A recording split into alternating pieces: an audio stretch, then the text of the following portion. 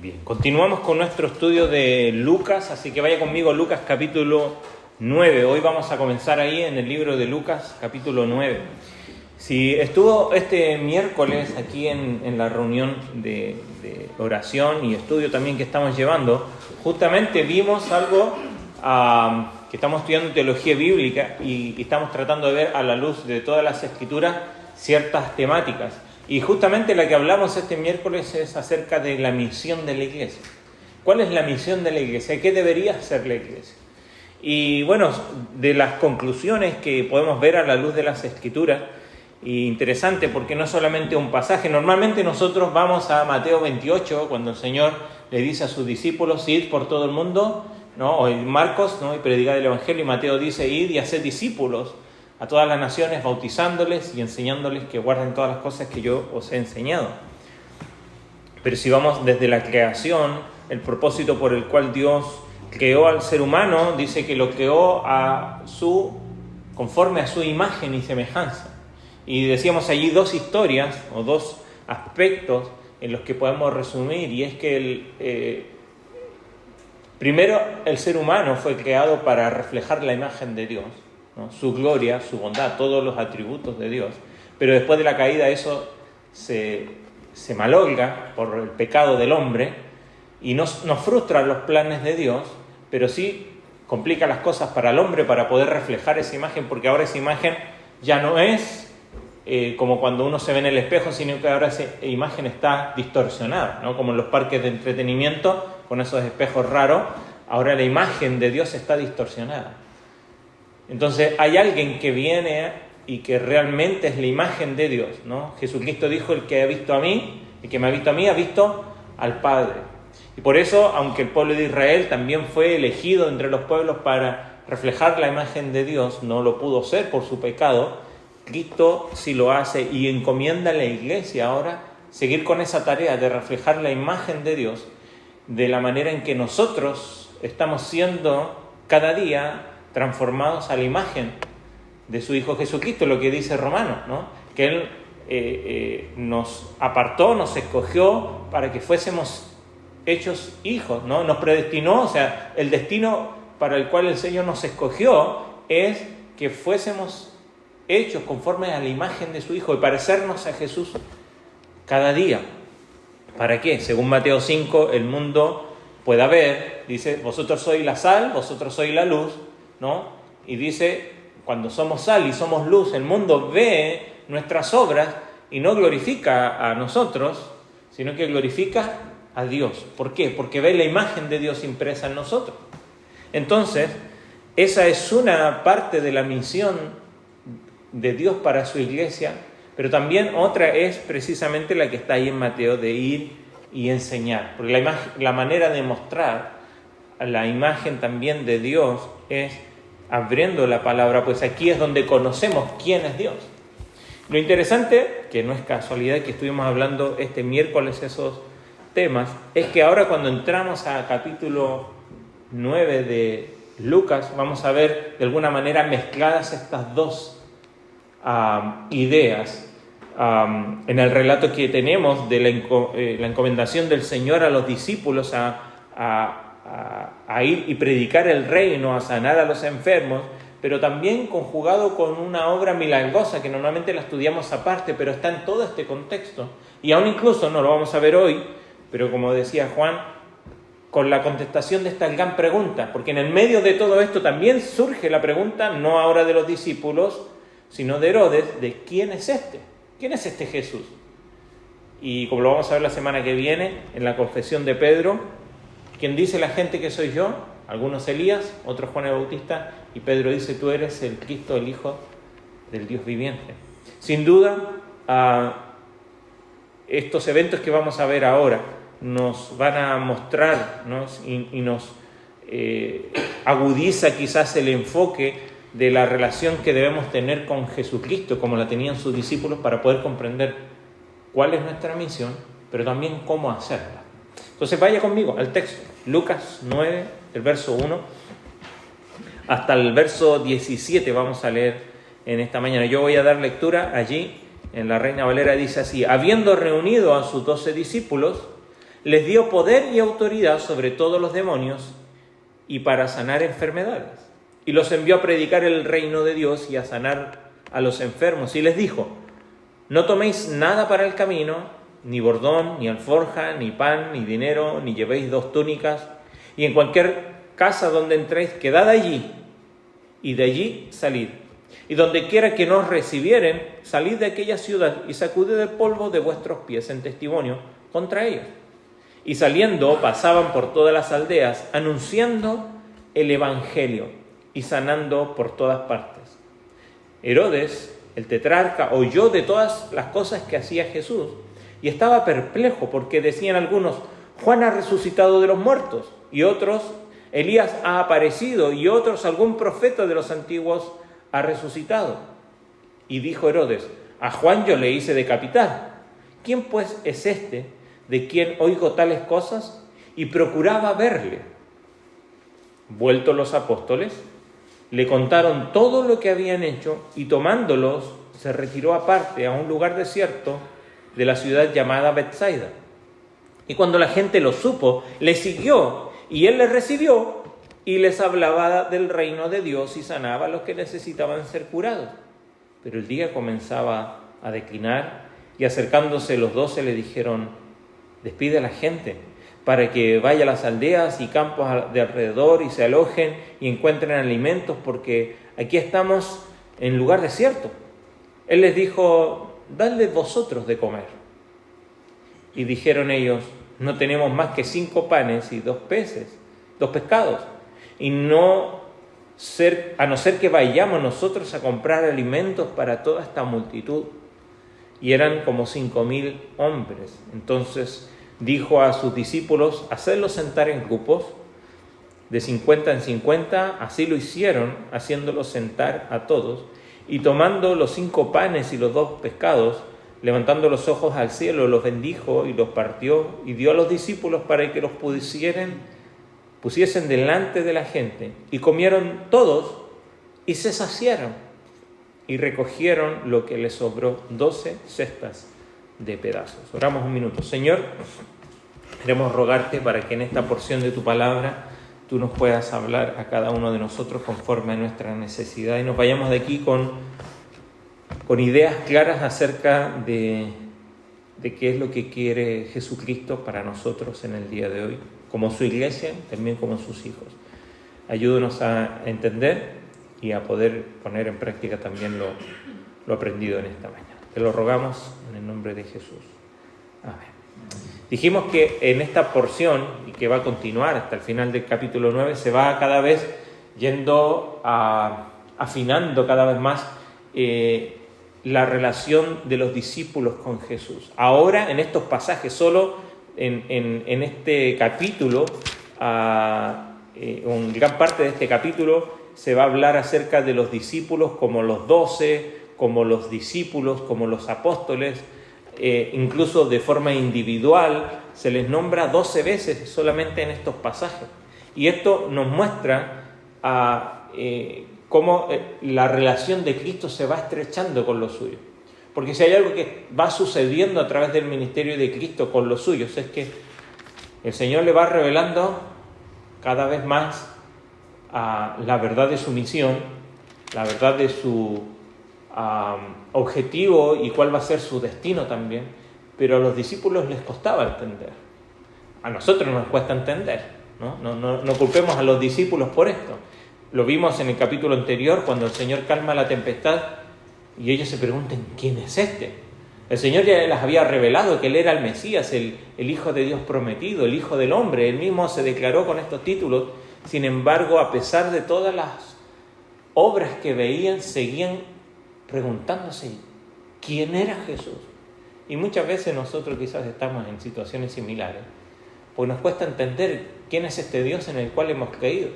Este Dios, como dice la canción que cantamos hace un momento, este Dios que adoramos, todopoderoso, soberano, pero a veces nos cuesta entender quién es y por qué hace ciertas cosas. Entonces, ellos dice aquí que están con Jesús, ¿no? Que pasan tiempo con Él, y obviamente es más necesario para poder conocer, ¿no? Deben estar con Él para reconocer la identidad del Hijo de Dios, escucharlo, aprender de Él, ¿no? Y poder también comprender qué es lo que quiere Él de ellos. Si bien acá lo vamos a ver y que salen, enseguida nos damos cuenta que aún hay cosas que les cuesta comprender. Entonces, como decía un comentarista, Game decía, uno no puede encarnar un discipulado auténtico a menos que perciba fielmente la naturaleza de la persona y la obra de Jesús. O sea, uno no puede ser un verdadero discípulo hasta que no conoce plenamente quién es Jesús. Pero continúa este hombre diciendo, sin embargo, uno no puede comprender adecuadamente la persona y la obra de Jesús sin un discipulado genuino. O sea, uno no puede llegar a comprender claramente quién es Jesús a menos que le siga verdaderamente, ¿no? Como lo explicábamos siempre, son los dos pedales de una bicicleta. Seguir a Jesús nos va a ayudar a conocer quién es Él, y conocerle verdaderamente a Él nos va a ayudar a caminar juntamente con Él cada día. Entonces, la cuestión de la identidad de Jesús se viene tratando ya desde antes, desde el tiempo ahí de la tempestad. ¿Quién es este? ¿No? Y vuelve ahora en este paréntesis que hay aquí en el verso 7, 8 y 9, cuando Lucas menciona este asunto acerca de Herodes, que él también se preguntaba quién es, ¿no? Porque la gente decía que era Juan el Bautista que había resucitado. El mismo Herodes, bueno, ahora sabemos, ¿no? Y acá el texto nos dice que él fue quien lo mandó decapitar, ¿no? Lo mandó matar. Y otros dicen que era Elías o algún profeta, y que es lo mismo que responden los discípulos en el verso 19, cuando Jesucristo le pregunta, ¿quién dice la gente que yo soy? Y ellos dicen lo mismo, Juan el Bautista, algunos Elías, otros algunos de los profetas. El asunto de la identidad de Jesús une estas relatos desde la tempestad, cuando Él calma el mar y los discípulos se preguntan, cuando Herodes se pregunta también. Incluso Lucas nos dice aquí al final del verso 9 que procuraba verle, quería conocer, estaba intrigado de quién era este.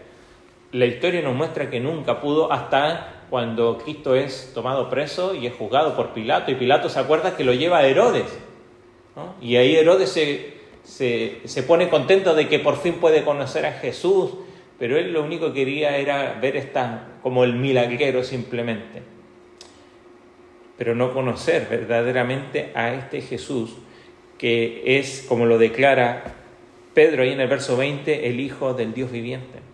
Y toda esta idea de quién es, relacionado con el milagro de la alimentación de los 5,000, están unidas, porque los discípulos no comprenden completamente hasta este momento la identidad, o completamente la identidad y la misión de Jesús.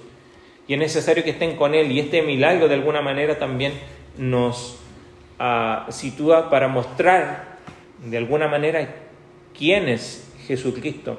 El milagro sin duda es llamativo por lo que significa la alimentación, pero tiene sus detalles y los vamos a ver. Lo que sí queremos ver hoy en estos pasajes es que nosotros podamos comprender que el poder de Dios está presente en Jesucristo, pero también el poder y la autoridad de Jesús también están disponibles para aquellos que le siguen. Porque es lo que dice aquí al principio del capítulo 9, pero también comprender que Él va a proporcionar todo lo que necesiten aquellos que le siguen para dar testimonio y ministrar a aquellos que el Señor nos manda a ministrar. Como hablábamos el miércoles, y lo decía en la introducción, la misión de la Iglesia es tanto mostrar la imagen de Cristo como hablarles a otros acerca de Cristo. Son dos cosas que no pueden ir cada una en caminos paralelos. Son dos caras de una misma moneda. Y poníamos el ejemplo, porque si vemos que alguien se está cayendo y está por caerse a un despeñadero, ¿no? ¿Qué es lo que le diríamos nosotros? ¿Cuál sería nuestra reacción al ver que alguien se está por morir, porque se va a despeñar allí? No sería como hacemos ahora, yo lo decía en forma irónica, cuando a veces ponemos en el WhatsApp, ¿te puedo llamar? ¿No? ¿Ves que ahora preguntamos si alguien te puede molestar? Antes nos llamábamos nomás, ¿no? Y donde estaba tenía que contestar. Y muchas veces no comprendemos la urgencia de la misión que el Señor nos ha dado. porque la gente se está yendo al despeñadero. Cada día hay personas que se están yendo en condenación al infierno de este mundo. Personas que conocemos, personas que están a nuestro lado, que nosotros no podemos hacer el cambio en ellas, pero sí podemos compartirles y mostrarles a Cristo. Ahora, ¿de qué manera mostramos a Cristo? Bueno, a veces dando un abrazo, estando acompañando a las personas, pero si la gente se está por caer al despeñadero, lo que necesita no es un abrazo o que le demos el alimento que necesita que le comuniquemos que Jesús es la solución para su condenación. Ahora, juntamente con eso, también darle un abrazo, mostrarle compasión, darle el alimento que necesita. No es uno u lo otro, es uno y lo otro. Y a veces eso nos complica. ¿Por qué? Porque a veces pensamos que en nuestra tarea de evangelización, a veces pensamos que es simplemente como un acto, decía un profesor, como un acto guerrillero, ¿no? Furtivo, así, vamos, le entregamos un folleto y ya, ¿no? O le decimos, ¿sabes qué? Jesús tiene algo para ti, y es como una actividad aislada de lo que somos, ¿no? Y lo hacemos cada tanto. Pero la verdad es que somos llamados a ser luz y sal en todo tiempo. Pablo le dice a Timoteo, predica a tiempo y fuera de tiempo. Y la predicación no es delante de un púlpito, ahora lo está haciendo, pero todo el tiempo nuestras vidas están hablando de algo o de alguien. Y lo que debería hacer es estar mostrando a Cristo. Ahora, cuando lo hace, confiar que Dios va a proveer todo lo necesario para llevar adelante nuestra misión. Por eso este milagro de la alimentación está unido con lo que estamos hablando al principio. Y vamos a ver algunos detalles aquí, verso a verso, porque son interesantes y nos van a ayudar a llegar a las conclusiones finales en esta predicación. Mire, verso 1, dice, reunió a los 12 discípulos, y es interesante, dice que les dio poder y autoridad. Dios les da poder y autoridad. Jesús, ya lo hemos visto antes, que Él tiene poder sobre los demonios, sobre las enfermedades, y ahora delega ese mismo poder y autoridad sobre ellos. Así como, ¿se acuerda cuando sacó los demonios de este hombre gadareno? ¿Y qué es lo que hace? Él quería ir con Jesús y le dice, no, anda tú y predica a esta gente, ¿no? Lo encomienda, ¿no? A proclamar a Dios a lo que Dios había hecho por él en su propia tierra. Así también Dios envía a los 12 a proclamar el reino de Dios al pueblo de Israel. Creo que es Marcos quien señala esto, ¿no? Luego, en Hechos, el Señor les va a mandar, ¿no? Y me seréis testigos en Jerusalén, en Judea, en Samaria y hasta la última de la tierra. O sea, no solamente hay un lugar en específico, pero el Señor les delega poder y autoridad para echar fuera demonios, para sanar enfermedades. Sin duda hacemos el paréntesis ya aquí, pues esto es una ocasión única donde el Señor manda a sus discípulos a esto. Es interesante, porque después cuando comenzamos a leer las cartas de Pablo, todo este acto, podemos llamarlo de exorcismo y de echar fuera demonios, ya no lo vemos relatado en la obra de la iglesia, ¿no? Sin duda, Cristo lo hace. Él encomienda a sus discípulos a hacerlo en esta ocasión, luego va a enviar a otros 70 más adelante, pero luego en el desarrollo y cuando ya la iglesia ha nacido y se está construyendo, no vemos que esto es una tarea en la cual la iglesia tiene la encomendación de hacerlo, como aquí lo hace, ¿no? Sin duda quien tiene poder sobre las huestes espirituales de maldad es Jesucristo, y puede haber ocasiones en que algunos han tenido que lidiar con algo como esto, pero no es que tengamos nosotros un poder propio, sino que tal como acá también es un poder delegado, ¿no? Cristo es quien tiene poder sobre las huestes espirituales de maldad, y surgen de ahí, derivan muchas otras preguntas: si acaso un cristiano puede luchar con estas cosas, si puede ser poseído o no, que me surgían en estos días. Cualquiera de esas la podemos contestar luego, pero sin duda tenemos que tomar Efesios, que nos dice que nuestra lucha no es contra sangre y carne, sino contra huestes espirituales de maldad. Sin duda, como hijos de Dios estamos seguros, hemos sido sellados y ya nada nos puede separar del amor de Dios, ¿no? Y el cristiano está seguro en Cristo. Pero sin duda puede ser molestado, puede ser acosado por este mundo que nosotros no vemos, pero existe, ¿no? Y que Satanás a él no le interesa seguir teniendo a los que están ya en la oscuridad en tinieblas. Quiere hacer tropezar y destruir. ¿Se acuerda Jesucristo? Creo que es Juan 8, cuando él dice que, o Juan 10, ya no me acuerdo, cuando dice, el ladrón no viene sino ¿para qué? Para hurtar, matar y destruir. Y es lo que él hace con la iglesia de Cristo. Con los que no son parte de la iglesia no les interesa, ya los tiene bajo su dominio. Pero, sin embargo, nuestra vida está segura en Cristo. Como dice Colosenses, está escondida con Cristo en Dios. Pero aquí, como un evento especial, ¿por qué el Señor encomienda a sus discípulos a estas tareas? Bueno, recuerde que Cristo está en pleno ministerio y se está dando a conocer que Él es el Mesías, y las obras que venía a ser el Mesías era precisamente esta, las credenciales por las cuales Él iba a acreditar que Él era el Hijo del Hombre.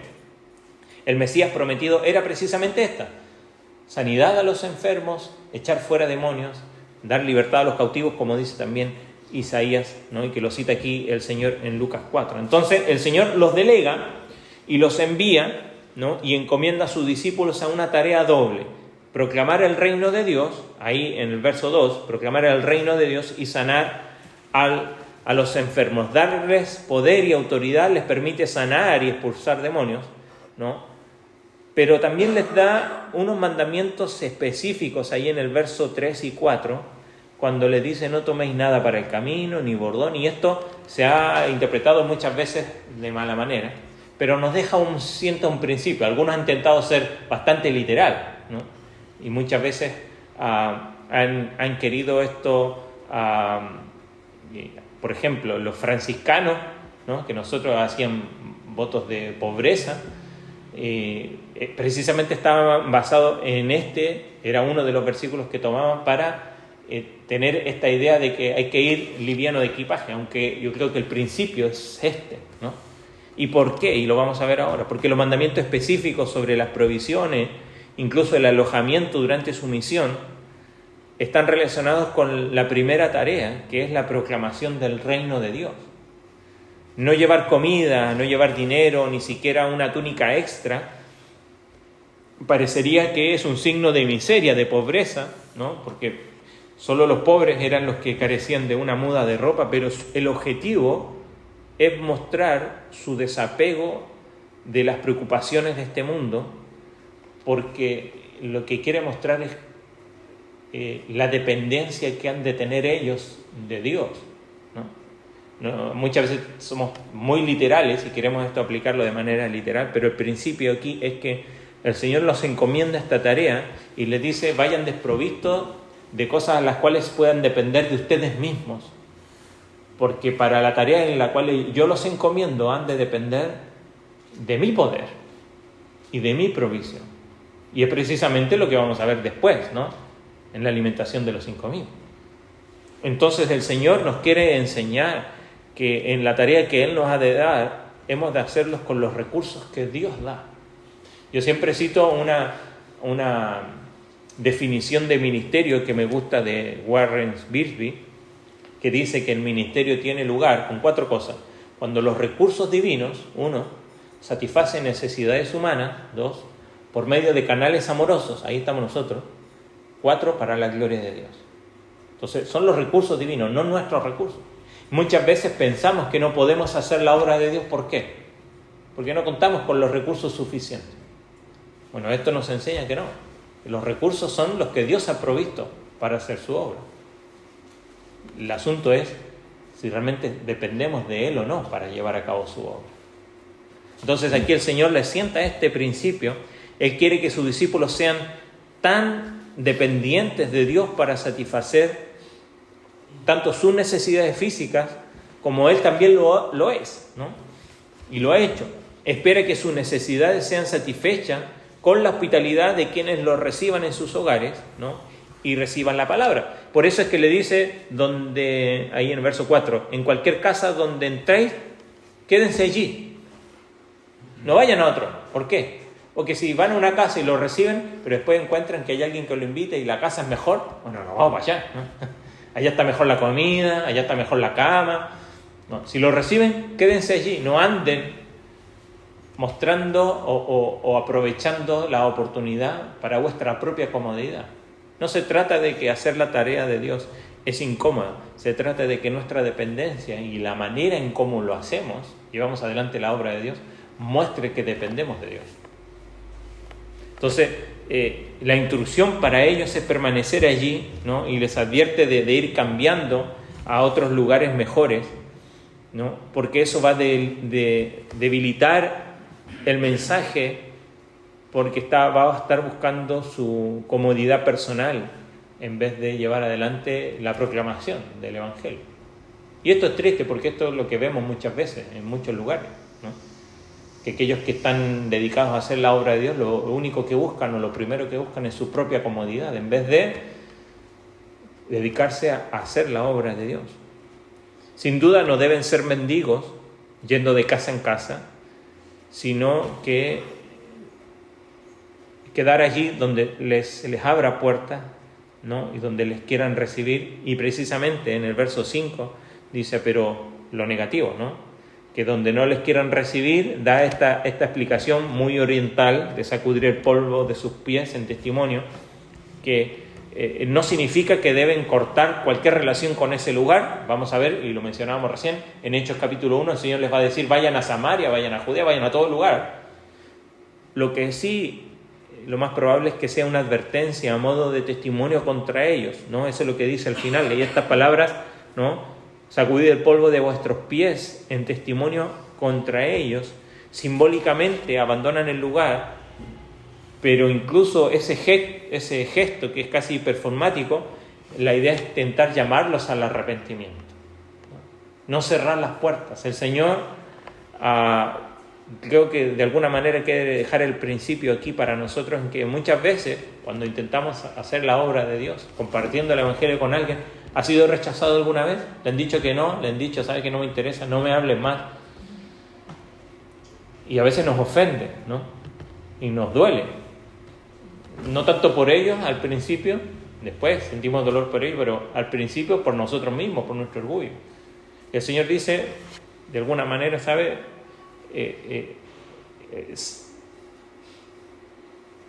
no nos sentamos ofendidos, pero que sí, donde se rechaza la palabra de Dios, que haya testimonio de que el Señor lo que quiere es, lo dice Pedro, ¿no? Él quiere que todos vengan al arrepentimiento, ¿no? Que ninguno se pierda. Pero a veces el rechazo viene a ser la ocasión para que una puerta se pueda abrir. No hay puerta que el Señor no pueda abrir. Creo que es Apocalipsis que dice que Él es el único que abre puertas donde nadie puede abrir y Él cierra donde nadie puede cerrar. Sin duda, este acto no tiene que ver con rechazar y condenar nosotros a las personas por el rechazo al Evangelio, pero sí que aún a veces cuando exista ese rechazo, la manera en cómo nosotros reaccionamos pueda mostrar que su condición es necesaria de venir al arrepentimiento, ¿no? Porque este acto, tenemos que conocer un poco más de la cultura oriental, era un acto, ¿no?, de sacudirse el polvo de los pies, de decir, este lugar es de alguna manera condenado, ¿no? Hay juicio sobre este lugar, ¿no? Cuando se sacudía el polvo de la ropa o de los pies. Entonces, el Señor manda a sus discípulos a hacer la tarea, los encomienda para ellos, les da autoridad, les sienta el principio de hacerlo en dependencia de Él y no buscando la comodidad para hacerlo. Y dice el verso 6 que salieron por todas las aldeas anunciando la mención luego de Herodes parece contrastar con esto, porque dice, pasaban por todas las aldeas anunciando y sanando por todas partes, como que les fue bien, hubo éxito en esta tarea, pero enseguida, como siempre, aparece vamos a decirlo, el villano del asunto, de estas historias, que es Herodes. Y este paréntesis es interesante, porque vuelve a poner en medio de esta tarea a la cual los discípulos están encomendados, en este interludio, mientras están en la misión, con las noticias de las obras que Jesús había hecho por medio de ellos, alcanzando a otros, vuelve este tema, que es el tema de toda la sección, ¿quién es este? ¿quién es este Jesús? Herodes está desconcertado, ¿no? Y porque lo que oye no entiende lo que está pasando, ¿no? Obviamente esto se aclara con la declaración de Pedro más adelante, pero que Jesús no es Elías ni un profeta de la antigüedad, lo vemos, ¿no? Claramente más adelante, lo vamos a ver cuando lleguemos al capítulo, en unos versículos más, cuando en el monte de la transfiguración, ahí en el verso 28, precisamente está Cristo y viene precisamente Elías y Moisés allí. Pero el deseo de Herodes de ver a Jesús se menciona aquí, y luego en el capítulo 23, donde él quiere ver una señal de Jesús, pero como aquí no obtiene ninguna señal, ¿no? Jesús, incluso el detalle de Lucas y de los otros evangelios, que él nos dice, ante Pilato habla, ¿se acuerdan? Y tienen un diálogo allí, pero con Herodes dice que no menciona ninguna palabra. Y es interesante porque pareciera como que él está interesado en conocer a Jesús, pero su curiosidad es simplemente, como mencionamos hace un rato, en este milagrero, en este hombre que tiene fama, pero no está buscando tener...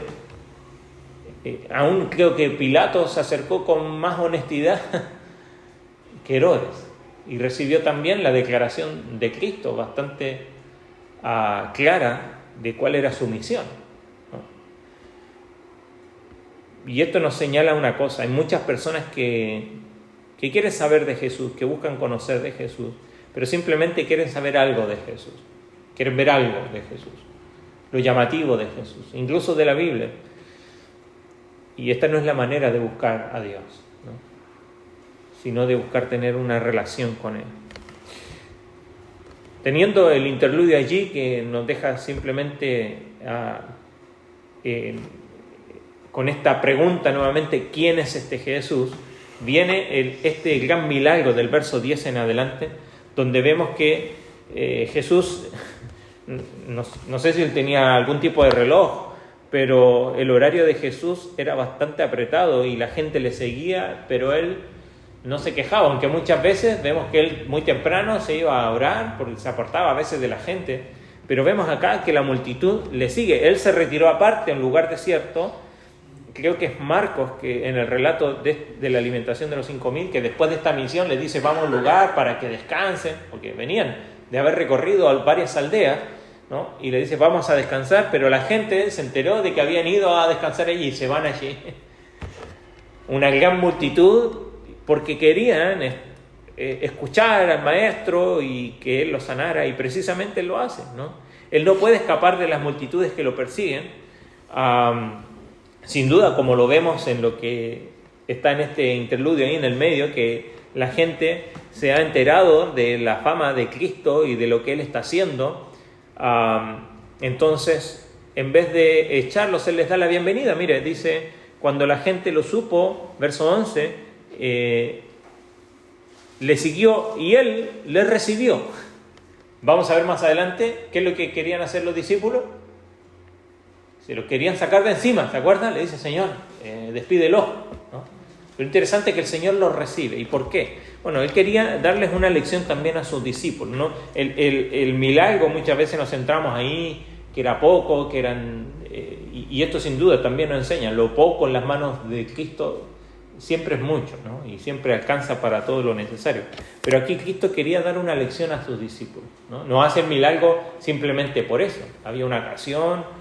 Y el milagro tampoco es poder alimentar a la gente. Acá el lugar era desierto, no sabemos qué tan alejado de alguna ciudad. Algunos piensan que no era tan alejado, pues los discípulos dicen: mándalo, que vayan a las aldeas y se queden allí. Entonces al parecer no era un lugar tan alejado donde no había dónde alimentarse.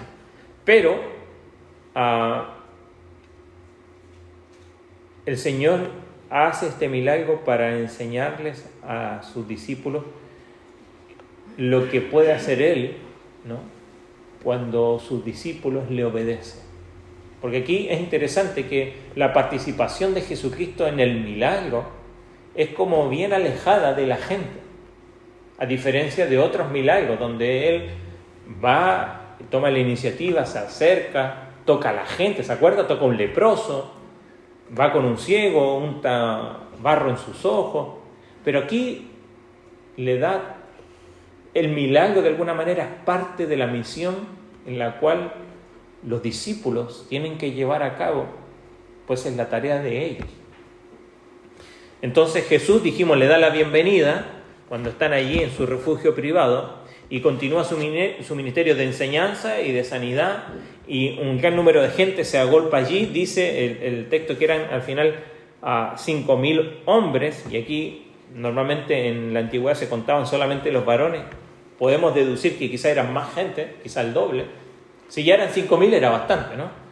Pero probablemente el doble ya es claramente algo muy difícil. Entonces, dice el verso 12, cuando ya comenzaba a declinar el día, se acercaron los 12 y le dijeron: despide a la gente, para que se vaya a las aldeas, a los campos alrededor, se alojen allí y encuentren alimentos, porque aquí estamos en un lugar desierto.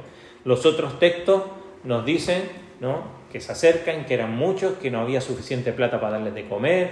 Calculan allí, dicen que esto no tenemos tanto, y si compramos para todo es como 1 año y medio de trabajo, o sea, es mucha plata, ¿no? Si nosotros calculamos hoy día 1 año y medio de trabajo, usted lo gastaría para una ocasión como esta, y probablemente usted y yo no lo haríamos.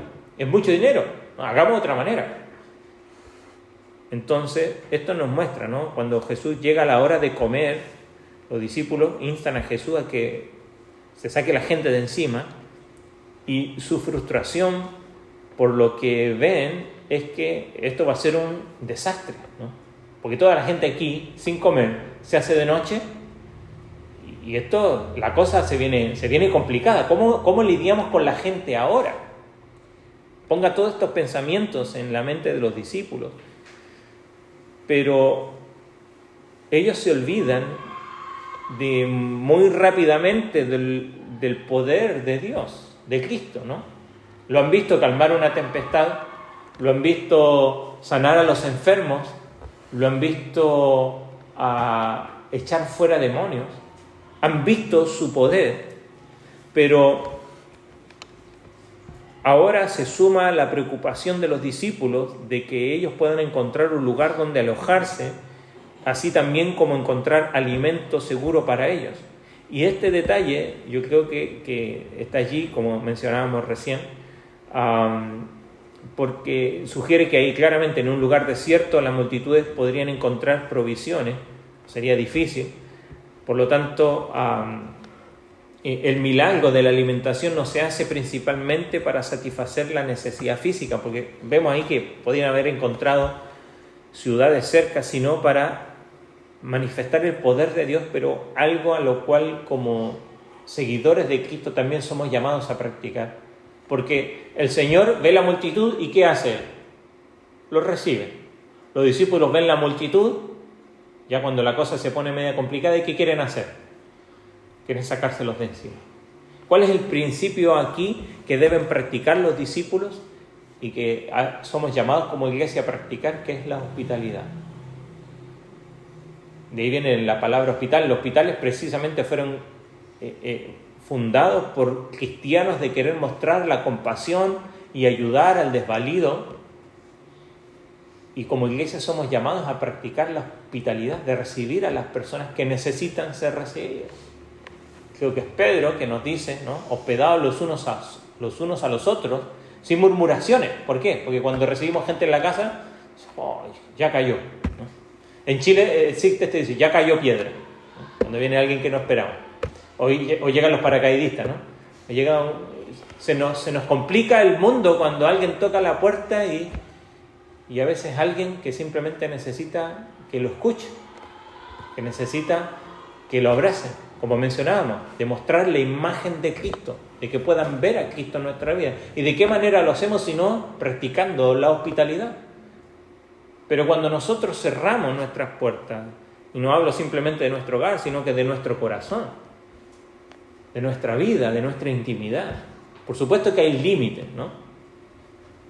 Pero cuando no permitimos que las personas, incluso las que están más cerca nuestro, puedan ver la imagen de Dios en nosotros, aún distorsionada por el pecado, pero siendo transformada porque nos vamos pareciendo a Cristo de día en día, ¿no? Esa es la tarea al cual el Señor se comprometió y en nuestra obediencia se va formando. Entonces,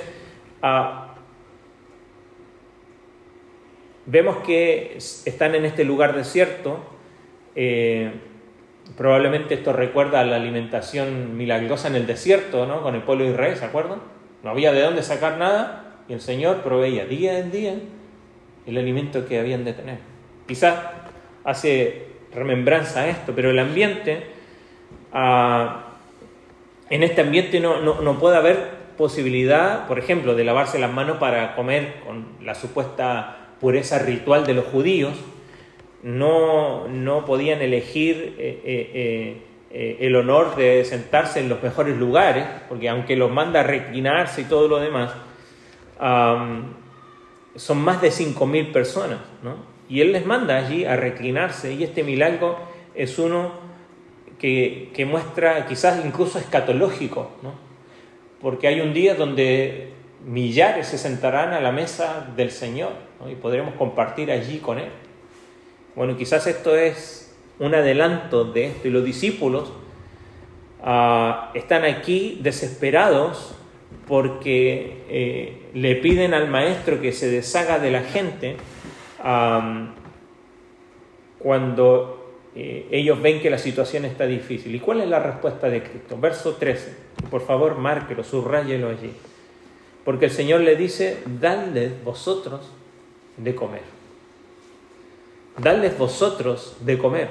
Los discípulos no deben ser solo destinatarios de la hospitalidad, como lo fueron cuando ellos salieron en la misión, sino se les exige ahora ofrecer hospitalidad a otros. Ya sea que ellos hayan recibido hospitalidad, probablemente muchas de estas personas que están aquí en la multitud fueron a las que ellos les fueron a predicar anteriormente.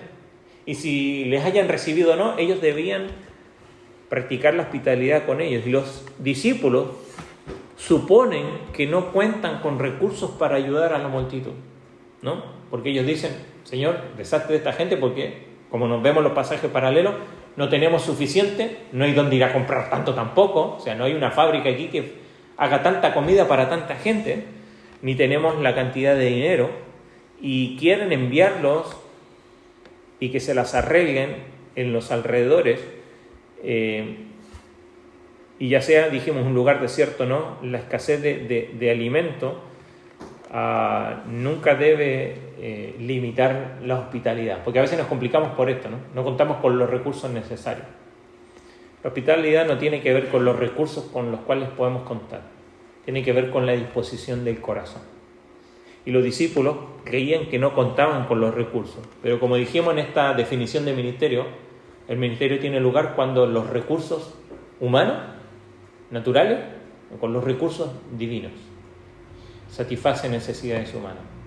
Nosotros somos los canales amorosos, simplemente somos canales en los cuales Dios lleva adelante su obra. Y los discípulos pensaban que ellos se metieron las manos en los bolsillos, si tenían bolsillos en ese tiempo, ¿no? Lo haríamos nosotros ahora, y dijimos: no tenemos. Por eso el Señor los desafía y les dice: dadles vosotros de comer. Y dijimos: no tenemos más que esto es muy poco. Porque eran 5.000 hombres. Entonces el Señor, ahí en el verso 14 en adelante, antes de dar poder a sus discípulos, ¿no? Lo vimos antes, para predicar y sanar en todas partes, ahora les da poder para brindar a todo este pueblo la hospitalidad de una comida. No sé si ha comido un sándwich de pescado. Si va a mi ciudad, Coquimbo, el plato de mi ciudad es precisamente este, ¿no? Un sándwich de pescado. Es exquisito. Pero más allá del sabor de esta comida, que esta proviene directamente de la obra milagrosa de Dios. La multiplicación de estos panes y estos peces ocurre. Es interesante porque, mire, dice: les dijo a sus discípulos hacerlos sentar en grupos de 50 en 50, y lo hicieron así, los sentaron. ¿Hizo el milagro Jesucristo? ¿Hizo el milagro ya? ¿Lo hizo ya? ¿No? Mire, dice, recién en el verso 16 dice que tomó los panes y los peces. Hasta ahora no hay milagro. el Señor les manda a sentarlo, pero todavía no hay milagro.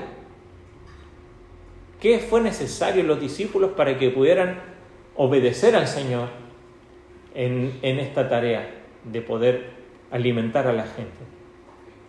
Fe, una fe real. Hasta ahora no había milagro, seguían siendo 5 panes y 2 peces. Y es interesante porque esta escasa provisión, o más bien la multiplicación de esta escasa provisión, ocurre en el proceso en que ellos están sirviendo a la gente, no antes. El Señor no hace el milagro y dice, bueno, acá tenemos, bueno, ya, ahora sí nos alcanza, vamos a sentar a la gente y vamos a arreglar. Sino que ellos es como pusieron la mesa y ahora vamos a orar. Y hay, no uno, montones de testimonios. Sí, creo que es la historia del hombre que fundó el Ejército de Salvación, ¿no? Que comenzó ayudando a personas huérfanas. Y hay otros testimonios de otros hombres que en 1700, yo me acuerdo un hombre de apellido Booth, que tenía un orfanato, y él, la hora de comer, se sentaba, y a veces no había más que un pan, o a veces no había nada, y decía, vamos a orar por la comida. Y decía, pero no hay comida en la mesa, ¿qué vamos a orar? Y oraban, y daban gracias al Señor por lo que Él les iba a dar. Y no era así algo, no eran palabras mágicas, era fe real. A los pocos minutos se golpea la puerta, traemos esto para ustedes. Nunca lo pidieron, pero ¿qué es lo que hicieron? Oraron con fe. Y eso es lo que el Señor nos manda. Hay muchas veces situaciones en nuestra vida donde no contamos con los recursos y el Señor nos los va a dar hasta que nosotros oremos con fe. No para que nos dé los recursos, porque ahora los recursos no son para los discípulos, son para llevar adelante la obra que Él les ha encomendado. Y a veces acá como iglesia decimos, bueno, pero es que no tenemos tanto, no tenemos esto, y nos fijamos en las cosas que no tenemos. Pero no se trata de, y esta frase no es mía, esta es del Alberto González, por lo menos yo se la escucho a él, que no se trata tanto de lo que no tenemos, sino que qué hacemos con lo que nosotros tenemos. Y los discípulos, otro verso nos dice que vino un niño, era la comida de uno de los niños que estaba allí, o sea, le quitaron la comida de un niño, y él dijo, esto es lo único que tengo. No sabemos qué pasó después con este chico, pero sin duda de haber sido impactado por este milagro de Cristo, que pudo usar lo que Él tenía, que era muy poco, para llevar adelante su obra. Por eso es que siempre es mucho lo poco que tenemos cuando están en las manos de Cristo. Pero esto es llamativo, ellos están llevando adelante el proceso de servir a la gente y todavía no hay milagro. Cada uno, nos dice al final, que recogieron 12 cestas llenas de sobras, porque cuando Dios es quien da, siempre lo hace abundantemente. Cuando nosotros damos, siempre vamos a estar faltando y vamos a estar bicicleteando y haciendo un agujero para tapar otro, ¿no? Como dice la frase, de vestir un santo para vestir a otro, y así, ¿no? Y ocupen todos los refranes que existen para estas ideas. Pero cuando es Dios quien provee, porque responde también a la fe de aquellos que van a llevar adelante su obra, entonces siempre hay abundantemente y nunca falta. ¿Cómo podemos meditar y quizás aplicar esto a nuestra vida en el día de hoy, para terminar?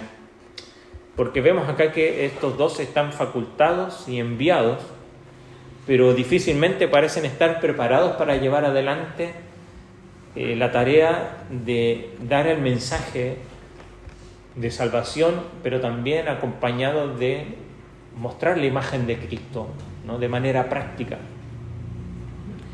Pero vemos que su aprendizaje ocurre o tiene lugar cuando ellos deciden hacer lo que Cristo les ordena. Por lo tanto, parece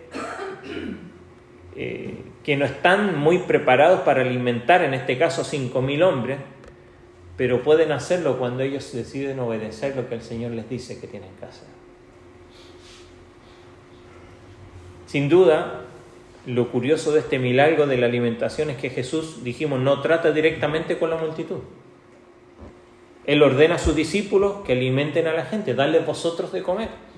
Él le ordena que los dispongan, Él bendice simplemente el pan y el pescado, pero la tarea es de los discípulos, ¿no? Y la tarea de ellos es ejercer el poder de Jesús, como lo hicieron antes, sobre los demonios, sobre curar enfermedades, pero también el poder de Jesús para ofrecer hospitalidad a aquellos que la necesitan.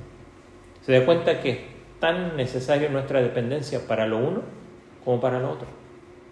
Era necesario para ellos depender del poder y la autoridad de Cristo para proclamar el mensaje del Evangelio y que la gente pueda creer. Sin duda hoy no vamos a tener un ministerio de sanidad como lo tuvieron ellos, y tampoco quizás de echar demonios como lo fueron haciendo, pero sí de proclamar el reino de Dios, porque como dice Romanos 1, el Evangelio es poder de Dios para salvación, y cuando usted predica la palabra de Dios a otras personas, esa palabra tiene poder de convencer. Cuando el Espíritu Santo obra allí, cuando realmente la gente también se acerca al Señor por medio de la fe. Pero es tanta nuestra dependencia para esa tarea, que es una obra sobrenatural, como para mostrar la hospitalidad a las personas, que también debe ser una obra sobrenatural. Porque naturalmente nuestra vida, a algunos les cuesta más, a otros no tanto, pero encargarse de las personas y satisfacer las necesidades de la gente es una tarea que también debe ser en dependencia del poder de Dios. Porque los recursos no son los nuestros. Los discípulos son capaces de llevarla a cabo cuando obedecen a los mandatos del Señor y dependen de los recursos que Él da. A pesar de tener dudas de que no tendrían suficiente para mostrar hospitalidad a todos, deben recibir a los forasteros, a los marginados, para darles aquello que el Señor les quiere dar. Aprender que el poder de Jesús está disponible para ellos en todas las situaciones y dar un paso de fe y confiar en el cuidado providencial de Dios es lo que el Señor nos llama a hacer a nosotros en el día de hoy también. Aunque sean pocos recursos, 5 panes y 2 peces, que finalmente van a alimentar a 5,000 personas, coinciden con los escasos recursos. Eran solo 12 discípulos, no eran más, a quienes Dios va a usar para difundir el Evangelio al mundo entero. En Hechos nos dice que a través de la oración, la enseñanza, realizar algunas señales y maravillas, fue que ellos comenzaron a compartir el Evangelio y se expandió el Evangelio por todo el mundo conocido. Jesús enseñó a las multitudes sobre el reino, pero el reino de Dios no son solo palabras, como dijimos al principio. ¿La gente necesita un abrazo? Sí. ¿Necesita comida? También. ¿Necesita abrigo? Y más ahora en el invierno, ¿no? ¿Necesita que vea el Evangelio práctico? Sí. Pero eso no reemplaza el Evangelio. El Evangelio debe ser predicado. Por eso es que no nos engañemos a nosotros y nos confundamos, porque de la misma manera que el Señor sanó a mucha gente que necesitaba sanidad, alimentó a muchos hambrientos, el Señor también, ¿no?, predicó las palabras de verdad que son necesarias escuchar y que es necesario que el mundo pueda escuchar. ¿Y de quién lo van a escuchar? ¿Se acuerda que dice Pablo en Romanos? ¿Y cómo oirán si nadie les predica? ¿Y quiénes son los que tienen que predicar? No son una especie de gente especial, los discípulos, aquellos que han decidido seguir a Cristo. Si usted ha decidido seguir a Cristo, bueno, esta es la tarea que tiene por delante. Predicar la palabra de Dios, pero siempre acompañada también de mostrar la imagen de Cristo en nuestra vida. ¿De qué manera? Bueno, aquí por lo menos una, la hospitalidad, practicando la hospitalidad, recibiendo. Los discípulos aprenden que son los representantes de Jesús aquí en la tierra y nosotros debemos comprender lo mismo y que nos ha dado poder, pero hoy día el poder no tiene que ver como a ellos aquí sobre demonios y enfermedades, sino que poder para poder comprender cuál es la voluntad de Dios a través de la oración, ¿no? Nos juntamos los miércoles a orar, que el Señor nos dé sabiduría cómo llevar adelante la obra en este lugar.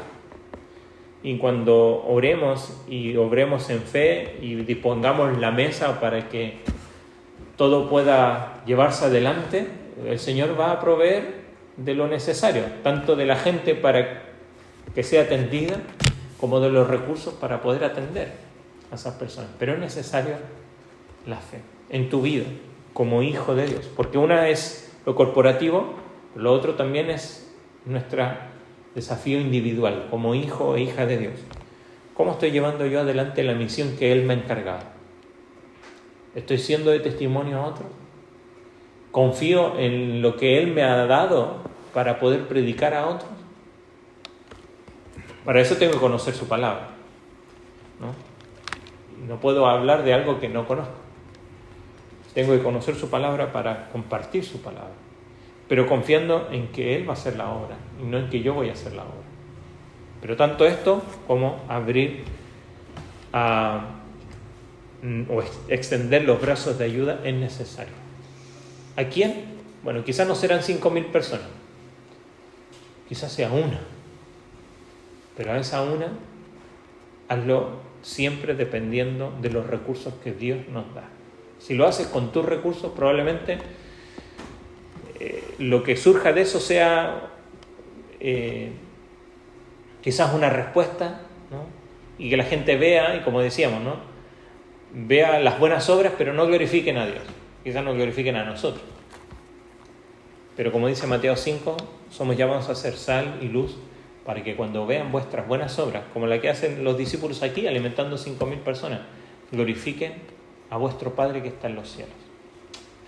Que el Señor te desafíe a examinar tu vida y ver de qué manera estás llevando adelante la misión que el Señor te ha encomendado. Y si aún el Señor está tratando contigo, bueno, de esto se trata el cristianismo. No se trata simplemente de disfrutar de lo que Dios nos da. Somos canales, simplemente, por donde pasa la misericordia y la gracia de Dios. Pero eso es un gran privilegio, ¿no? Y nos llena de dicha, ¿no? Pues el poder disfrutar de recibir de Dios para dar, bueno, eso es lo que dice el Señor, ¿no? Más bienaventurado es dar. Y podemos dar cuando recibimos. Entonces, que podamos analizar nuestra vida hoy y ver de qué manera estamos cumpliendo la misión que Él nos ha encomendado. Como cuerpo, ¿no? Como iglesia general, como iglesia aquí en Salto, pero también en nuestras propias vidas, ¿no? El Señor le ha dado un lugar de ministerio, puede ser su hogar, puede ser su lugar de trabajo, puede ser sus vecinos, puede ser su familia, a algún amigo conocido, pero Dios le ha dado un lugar de ministerio. Que podamos ser fieles, confiando en lo que Él nos da, en sus recursos, y nuestra obediencia por medio de la fe va a hacer que el Señor pueda obrar, ¿no? De manera milagrosa. Amén. Vamos a ponernos en pie y vamos a orar.